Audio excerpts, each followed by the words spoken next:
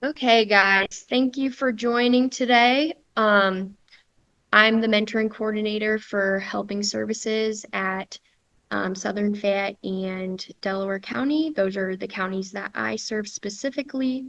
Today we'll explore how some people may try to relieve mental health conditions through ca- prescription drug misuse, which then can lead to purchasing counterfeit drugs. So that's why I titled this presentation Counterfeit Cures, because that's what it is. It's simply a false cure.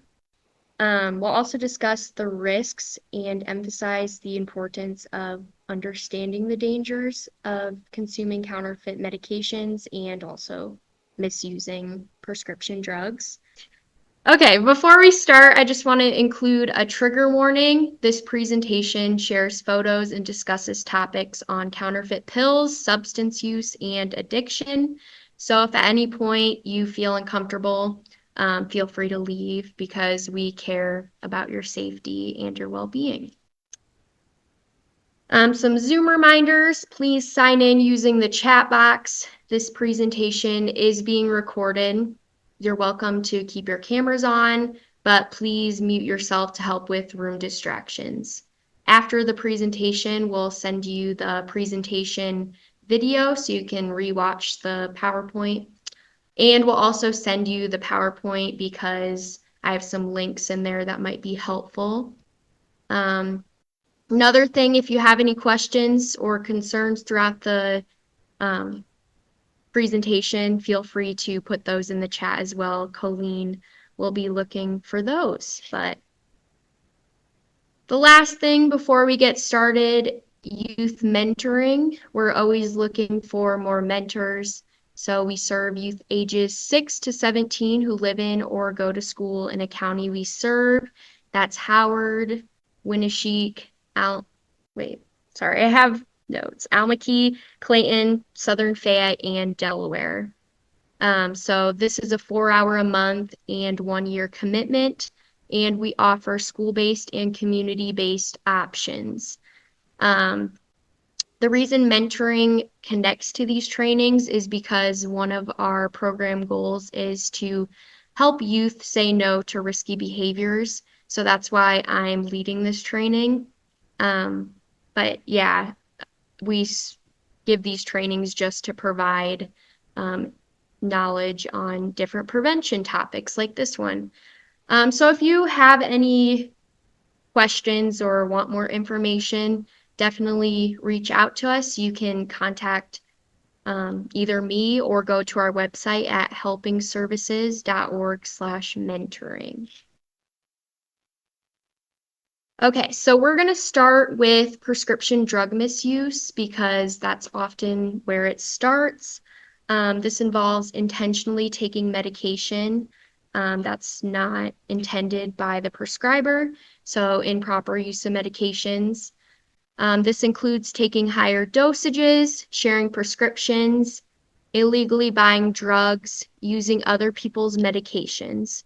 And with illegally buying drugs, that's often where the fake pills come into play. A statistic in 2021, the Substance Abuse and Mental Health Service Administration reported that around 16 million Americans ages 12 or older have misused psychotherapeutic drugs. So this includes opioids, stimulants, and sedatives.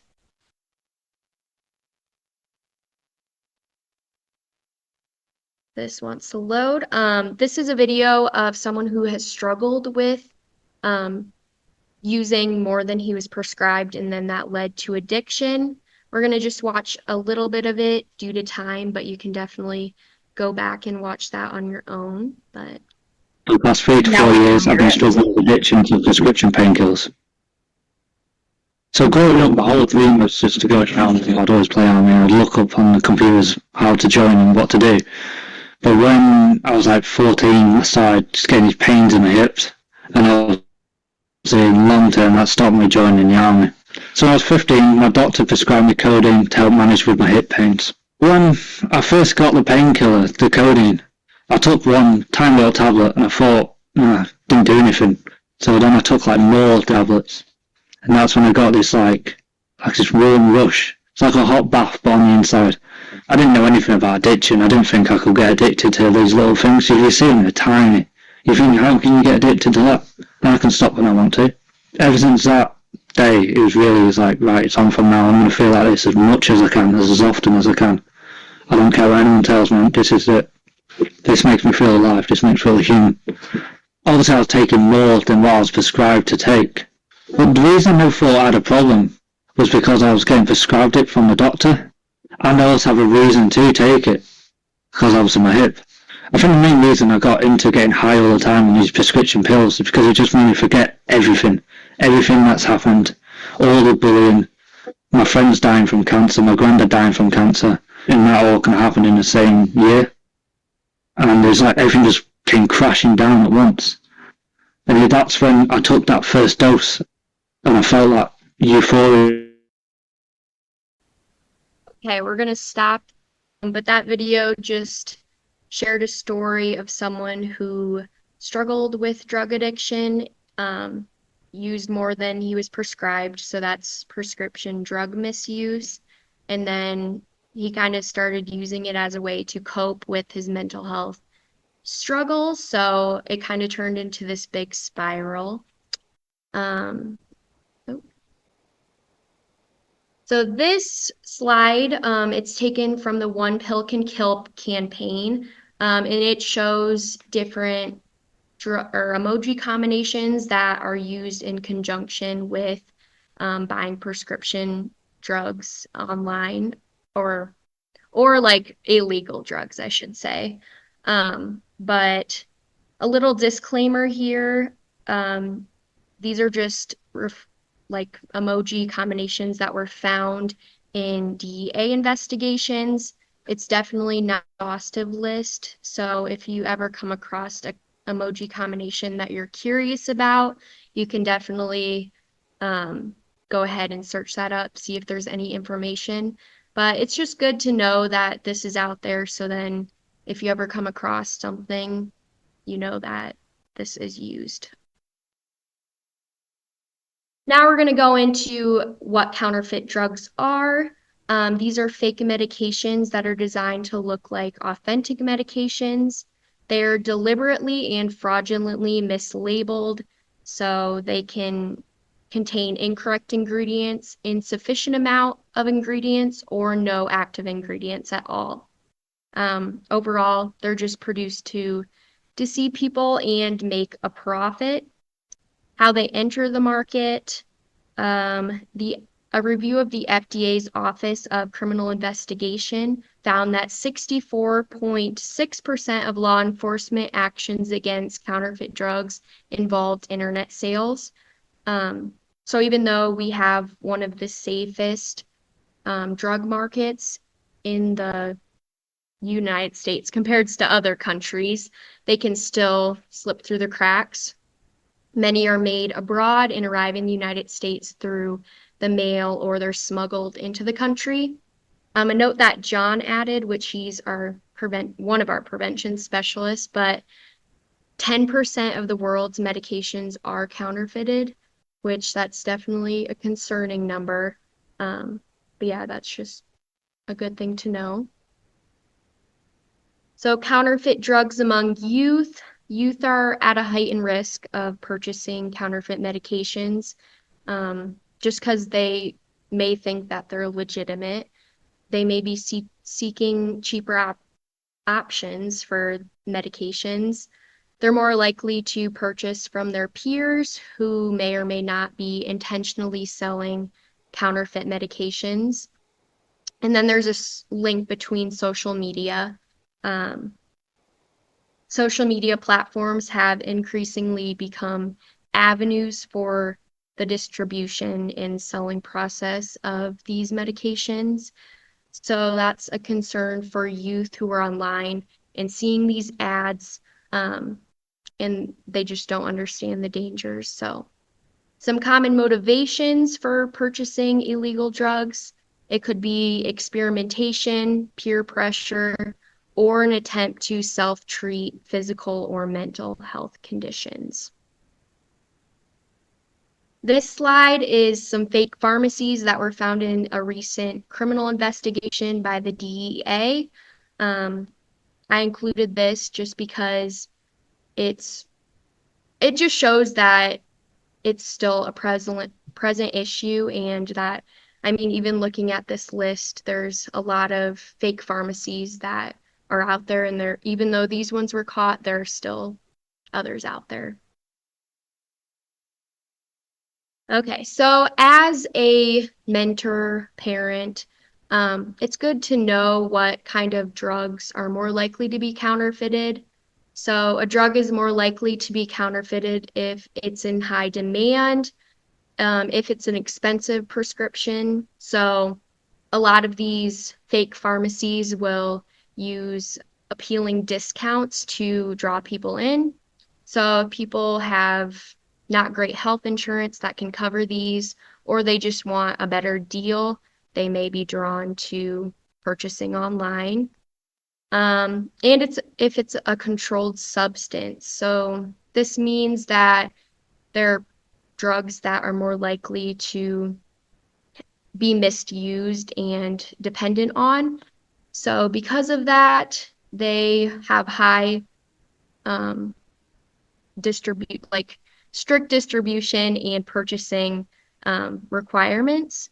So if you are buying these online without a prescription, it's very, very, very likely that they are counterfeited. Another important note is that counterfeit drugs vary by region. So in developing countries, counterfeited essential life-saving medications are more likely to be sold. And then in North America, where we're at, the trends look a little different. So where we're at, it's more of those lifestyle prescription drugs, meaning those that people think might make their life better or easier.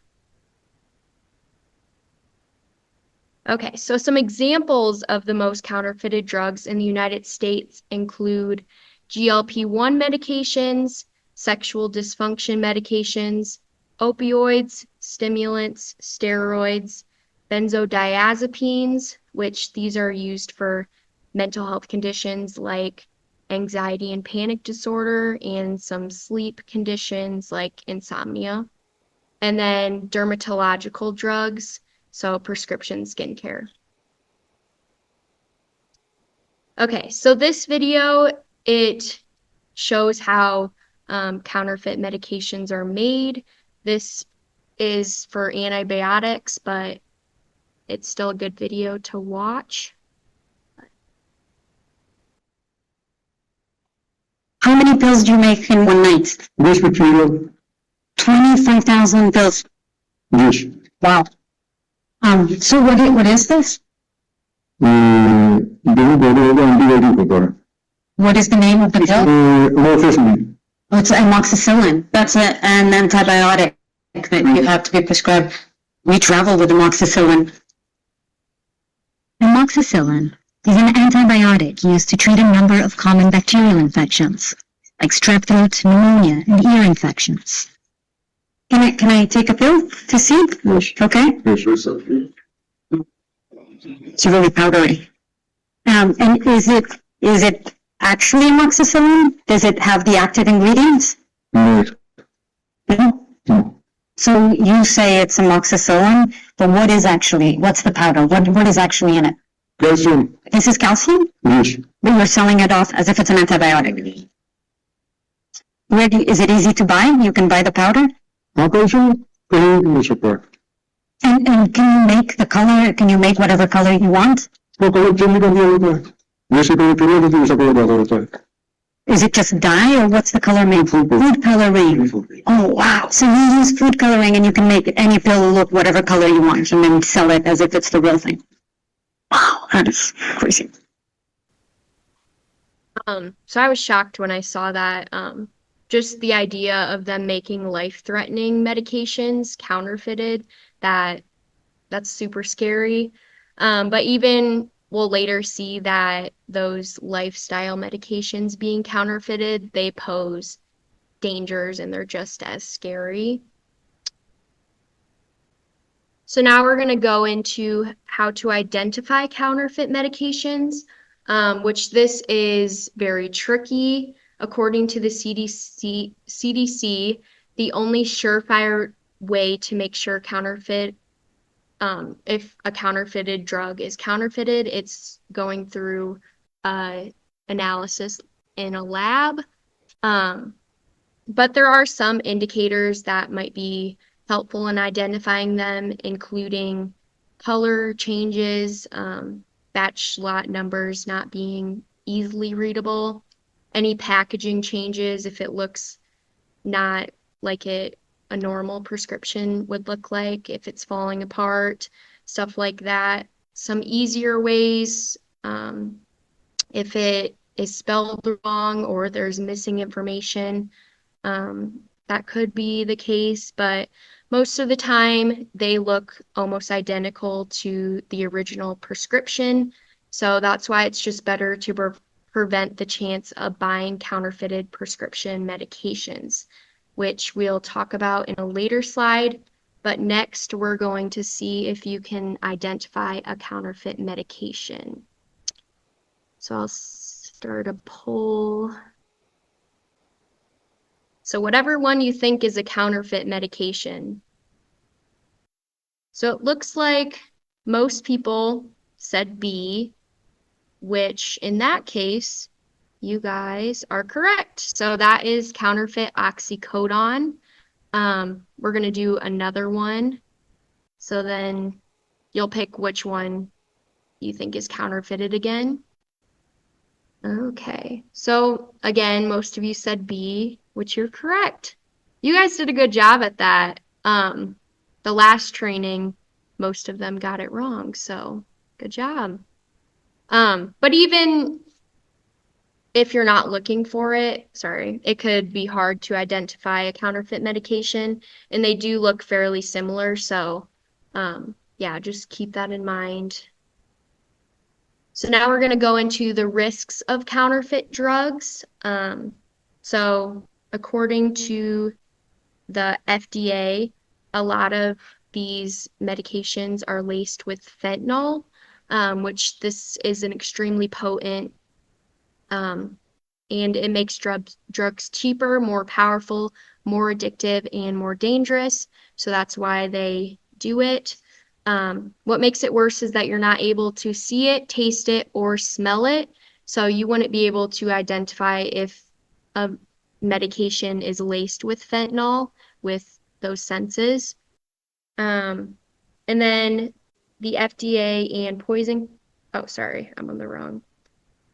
So 2/3 of all drug poisoning deaths involved synthetic opioids. So that's 100,000 people in different cases that were studied for drug poisoning.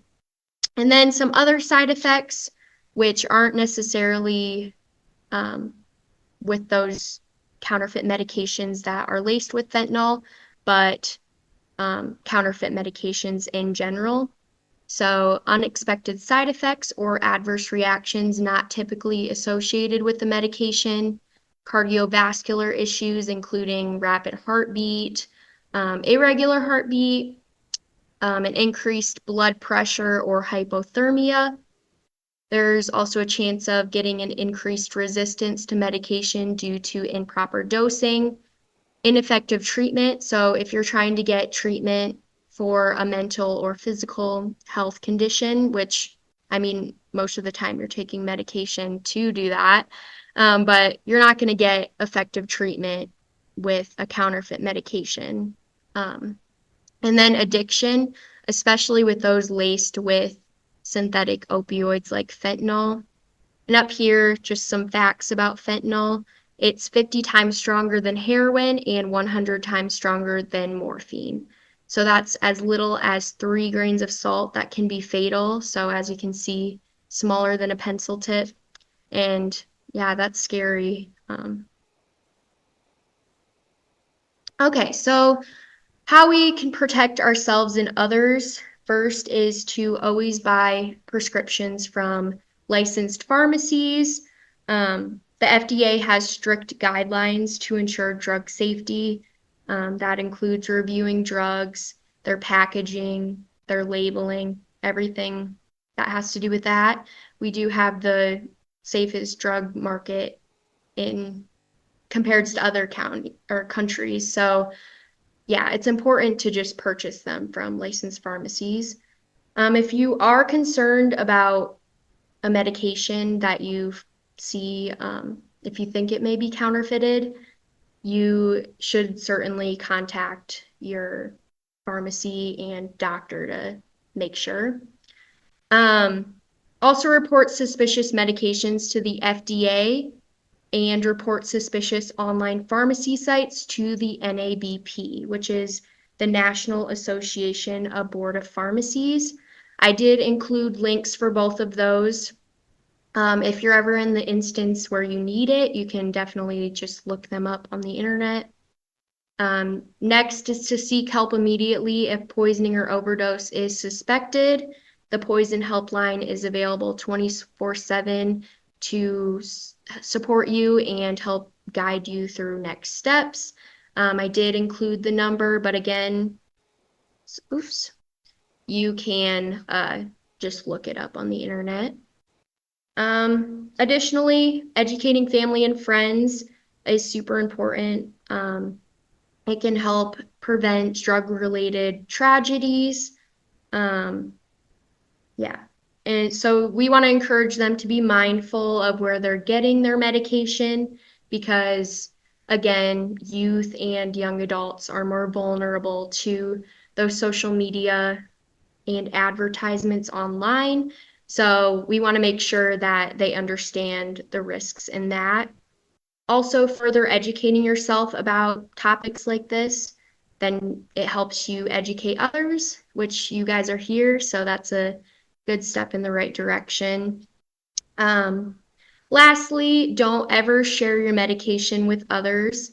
It's illegal and unsafe. Even if you think you're helping someone, you're really not. So encourage them to seek medical advice instead of using someone else's prescription. Also, that leads me to my next slide, which is getting proper treatment. So we want to promote a healthier way to get treatment for mental or physical health concerns instead of turning to buying potentially counterfeited medication. So if you know someone's struggling, definitely encourage them to explore these following options. So first, always seek consult licensed healthcare providers. They can provide reliable treatment tailored to individual needs. This can include appropriate medication, therapy, or referrals to specialists. Talk to your doctor if you think you need medication changes. They can help monitor these changes or totally avoid making those changes to avoid addiction or other consequences. Another thing is to explore alternative treatments. So for physical pain, options like physical therapy, exercise, or non-addictive medications can help with that, and it might be recommended. For mental health, therapeutic interventions like cognitive behavioral therapy, otherwise known as CBT, or other mindful-based approaches can be highly effective and reduce reliance on medication alone. We want to encourage that as well, not just using medication. And with that point, I want to mention that using medication, as long as it's prescribed to you, is totally okay. It's good for you to use medication when prescribed it by the doctor. But by choosing appropriate care pathways, we not only avoid the dangers of prescription drug misuse, but also we can receive care that is more likely to lead to lasting recovery and well-being. I also want to talk about medication disposal. So there are a few options. First, you can drop off at a local sheriff's office. I know Delaware and Clayton County do this. They just you drop it off there and they'll dispose of it properly for you. Also, certain pharmacies will just take it back. With both of those points, you can call ahead to see if they do that or not. Another option is a drug deactivation system. One example of a drug deactivation system is Deterra. I do have a quick video on how it works just because they might explain it better, and it's good to see kind of how it works. And before that, if you end up using another drug deactivation system, works similarly. They'll have instructions on there for that, but America is leaving a majority of their pharmaceuticals in the medicine cabinet, where kids and abusers can find them.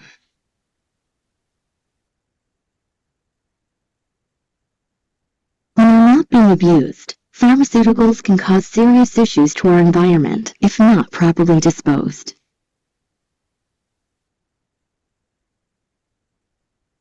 We have a problem with unwanted pharmaceuticals in this country, and Deterra has the solution. Using our patented Deterra system, everyone can safely deactivate prescription drugs anywhere in the world. It's a convenient, cost-effective way to help prevent abuse and contamination. Simply place unused medication in the environmentally friendly pouch. Fill halfway with warm tap water. Wait 30 seconds. Seal tightly and gently shake. Then put in the trash receptacle. Using MAT12 molecular absorption technology, proprietary activated carbon bonds to pharmaceutical compounds, rendering drugs ineffective and safe for disposal. It's that easy. Everyone has a role to play to solve this problem. Do your part today and get Deterra from Verde. yeah, so that's Deterra. You can purchase that on Amazon, or some pharmacies have it. Then another option is the Drug Take Back Day. So this is a national event that's held twice a year. The next one is coming up October 26th from 10 a.m. to 2 p.m. So you can go on their website with this link and type in your zip code to see if there's a location near you.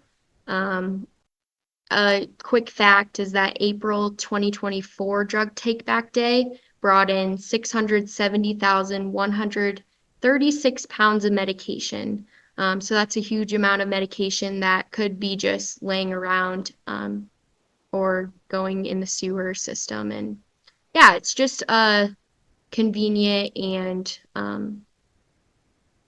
it's a good way to help our environment, make sure that abusers aren't getting a hold of those.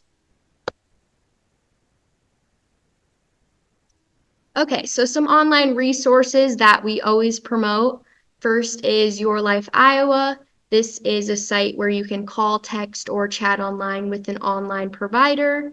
If you call 988, it'll send you to the Your Life Iowa, which some people don't know. I know I didn't know that until I started this job, actually. But with that, Colleen and I do offer trainings. It just goes more in depth to the site and shows you how to navigate it. So we're trying to reach 100 people with that. So if you have any groups that you think would benefit from this, definitely reach out to me or Colleen for that. The next one is ASAC, which is the Area Substance Abuse Council. They provide hotlines, local mental health support centers, and guidance on self-treatment options. So that's the Area Substance Abuse Council. We also offer coalitions, which these are groups of people working towards prevention efforts and healthy brain health, all of those efforts within the community. If you want more information on that, you can email me or Leah, which I guess Leah's on maternity leave right now, so probably email me, but after December 30th, she'll be available to contact. But this is just another way to get connected and work towards a healthier county through prevention efforts. Okay, so hopefully you guys learned some new information within this training. So with that, we're going to do a little scenario, finding pills in your teen's room. Obviously, this is tailored towards parents, but you can still think about what you would do in this situation. But the scenario reads, you're doing laundry and find small pill bottles with pills that don't seem familiar. You aren't sure if they are prescribed or counterfeited. What would you do? So if you want to blurt out or type in the chat box what you would do, I'll give you a few minutes to do that. Okay, it looks like John said speak with them in a non-judgmental way. Ask some questions on where they got them and why. Whitney said keep them and ask my daughter where she got them before taking the pills to the hospital. And support with follow-up treatment or other needs.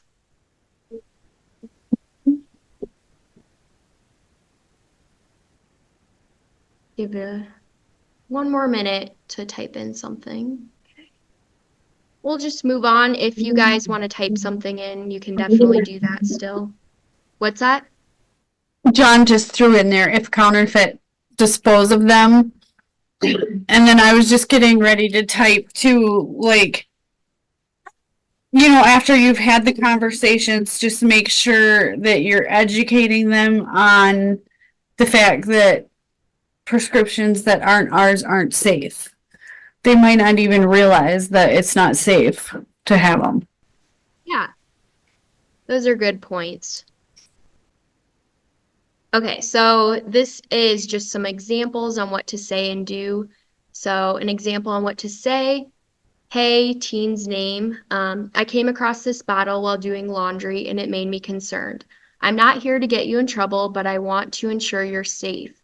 There are so many dangerous counterfeit drugs out there that look just like real medications and they can be life-threatening.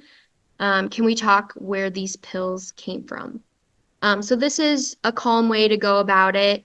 We want to make sure that even if we're in an angry mode, that we keep a calm presence and react in that way. We obviously can't control how they respond to what we say, but we can control how we react and what attitude we have towards going at this. Some follow-up actions.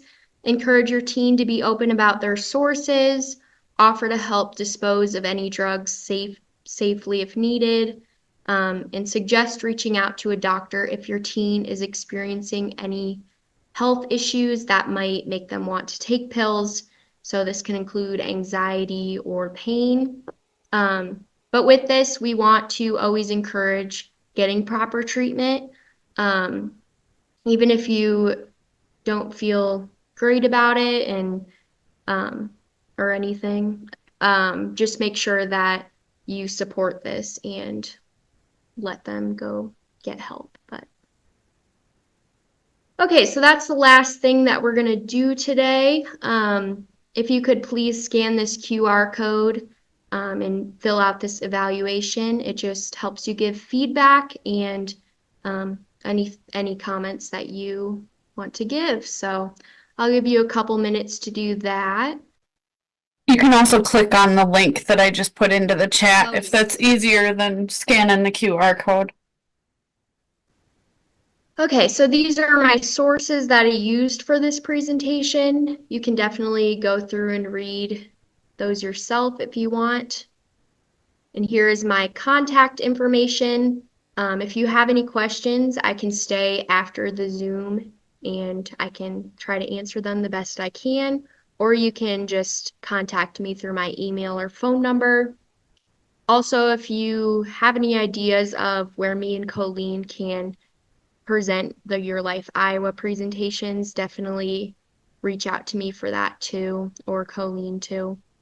But yeah, besides that, have a good day. Thank you for coming. guys are welcome to leave now. Thank you guys for coming.